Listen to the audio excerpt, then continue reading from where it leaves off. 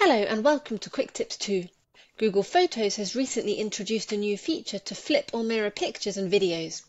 Today I'm going to show you how to use this feature on your Android phone. First, open Google Photos, select the picture you want to flip or mirror, tap on Edit at the bottom of the screen, then select Crop.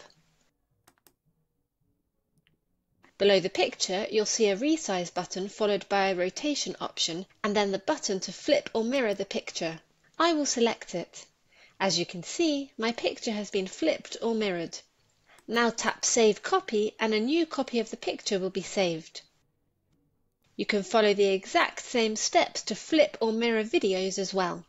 A simple way to flip or mirror pictures and videos in Google Photos. If you have any questions, please leave a comment below the video. With QuickTipsTo, knowledge has no limits.